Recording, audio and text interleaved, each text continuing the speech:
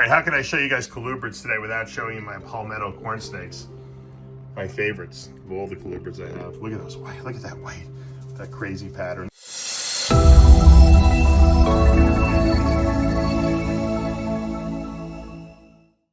What's up, snake fans? Dave Palumbo here for Muscle Serpents Daily. And it is dark out and it smells like fire because in the Yucca pen, which is about a mile from my house here, there is a fire. We have some kind of a water shortage here. Cape Coral now, we're getting into the dry season, and sometimes there's fires, and it's like a big protected like habitat for like animals. I'm sure there's a million cool snakes and God knows what else in there. Anyway, all I do is smell. If you've ever been around like a house fire, you smell that wood burning smell. It's permeating everything here. I smell it. Unfortunately, it smells really good. I like the smell of burning wood. I don't like when houses burn down. Luckily, the Yucca pen is kind of empty. Hopefully, it won't spread beyond there. But I hear planes probably dropping, whatever, to put out the fires. And I think we're going to go into the snake room right now. We're just going to take a look at some like cool colubrids, and we're going to take a look at some cool ball pythons. Anything that strikes my fancy in the ball python room. Stay tuned.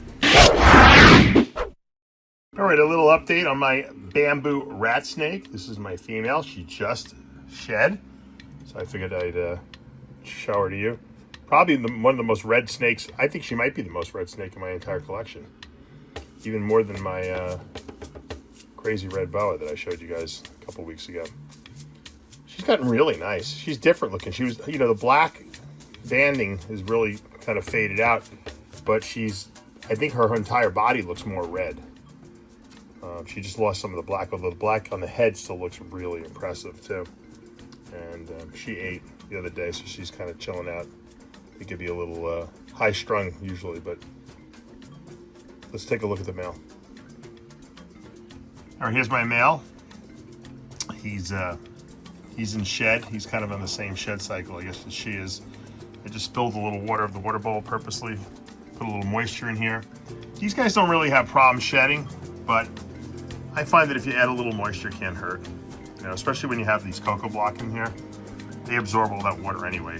But it'll create more humidity in this tub, so when he does go to slough off that old skin, it'll come off a lot more easily. Like I said, I really haven't seen too many problems with these colubrids with shedding. I don't think they're as bad. Like ball pythons are the worst. If you don't have enough humidity, they don't shed well.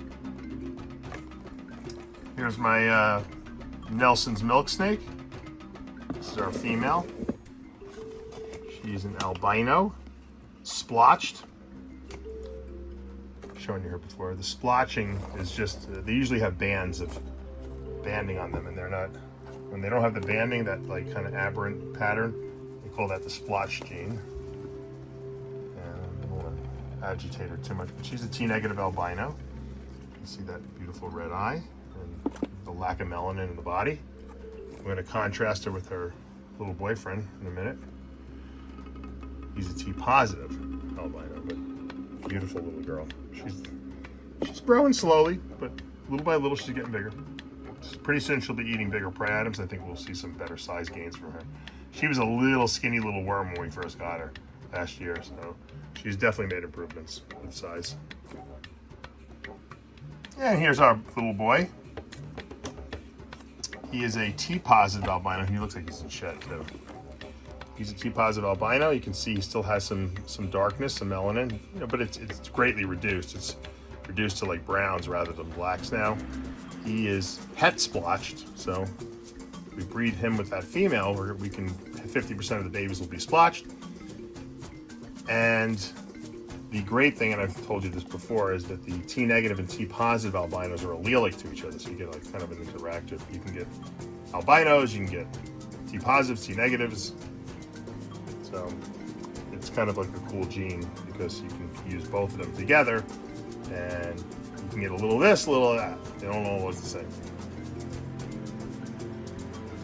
And while we're looking at our colubrids, we might as well look at our blood red pied-sided corn snake. So this little boy is got white on the side, so it's a pied, but they call it pied-sided because you don't really see the white on the top of the snake. It's the bottom, and it creeps up the sides, and I guess people breed for more and more white. So it's kind of a line bred trait.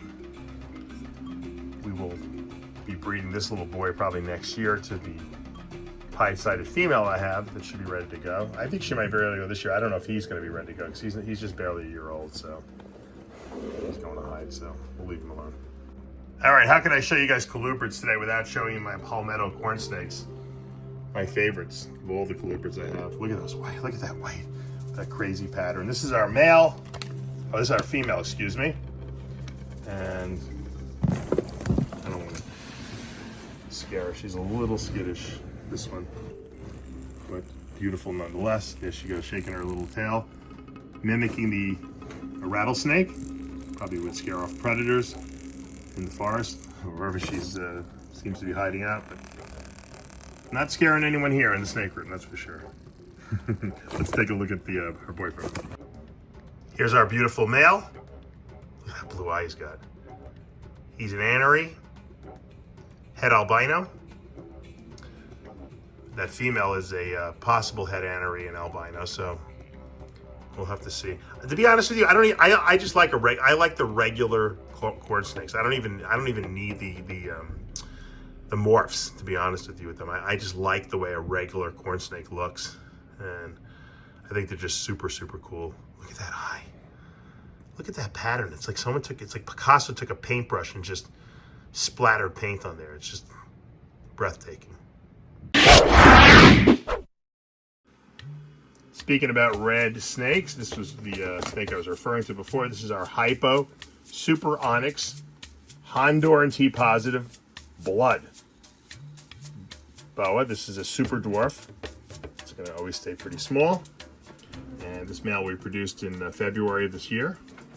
So you can see he's still really small because they don't eat a lot, and they don't really grow that fast, and they don't really get very big, which is kind of cool.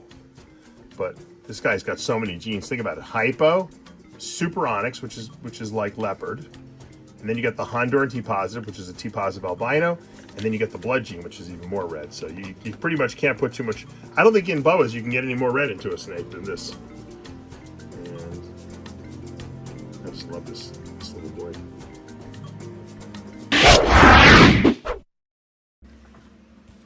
We showed you a pied-sided, blood red colubrid before, corn snake. Now I'm going to show you my pied ball python, but this is not only a pied, it's an Enchi clown pied. So it's a double recessive.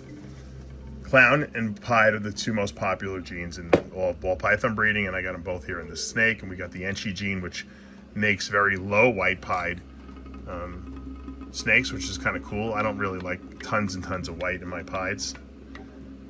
And this little male, along with his sister, we produced in May of last year, 22 is the sister. And the male should be ready to breed. Probably. He should have been able to breed. Pablo, for some reason, hasn't been feeding these guys too heavily, but I think the male is close to breeding, but he's just not big enough. So I'm not going to be breeding him this season. Probably next year. All right, a little update on our albino mandarin pied. This little girl's been eating, which is cool. And I don't know why I have these on paper towels. I don't know if we ran out of cocoa blocks, or if Pablo just didn't get around to putting them in here, but it's okay. She looks better on the white, actually. She's doing really good. Once again, mandarin, which is incomplete dominant, very popular gene. Albino and pied. What a great combination. I call this the golden pied. Kind of like the golden child. Here's a little boy, a female I should say, from last year. This is Super Hurricane, Hypo Enchi Rainbow. So this is one of our visual rainbows we produced. It's one of the nicest ones I produced. I wanted to just show it to you because I was looking through the rack today and I was like, wow, this one's really nice, this female. She's really purpley. She's got a lot of purple going on in her. Very busy hurricane pattern, super hurricane. Pretty sure she's got the Enchi gene in her too. And Enchi's a little hard to tell sometimes with Super Hurricane and Rainbow.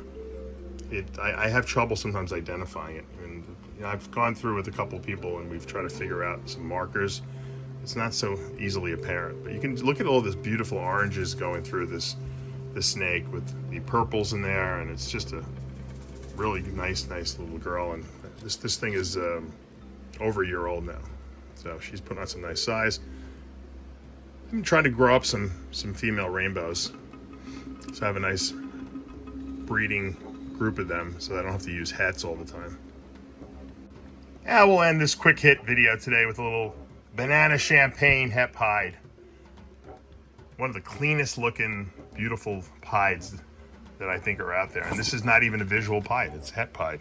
But yet it looks visual, and we've talked about this before. Champagne het pieds look like pieds, and then champagne pieds, real champagne pieds, are actually all white usually. Sometimes you get a couple little splotches here or there, but beautiful, beautiful snake.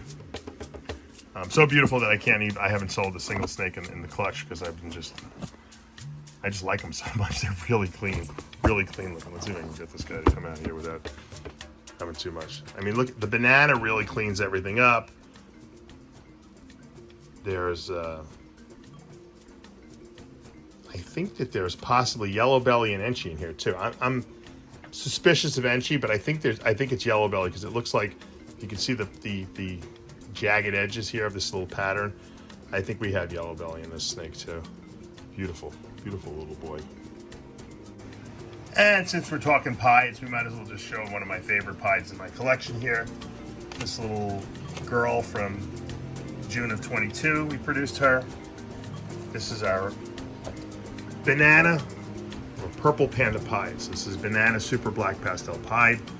She's put on some good size. She's eating well. Seeing growth from her. You can see the purple, solid purple because of the super black pastel. And then this is a visual pied, but the super black pastel visual pieds are usually very high white. And that's the only thing I'd like to improve about this purple panda pied. I'd like to see more pattern in here. And we'll have to work on that. Problem is that enchi and black pastel are allelic to each other. And because of that, we can't have an enchi super black pastel pied, which would be the ideal way to put more pattern in there. So we're gonna have to put some more genes. I think Hurricane might help. I think Hurricane might add some more pattern to this. That's something I want to definitely try to get into this. And I will definitely be breeding something along those lines to this female when she's a little older. All right, guys, that's gonna do it for today here at Palmetto's Pythons and Boas. Short, quick video, but I didn't want to leave you guys hanging. So I had to get some cool stuff done.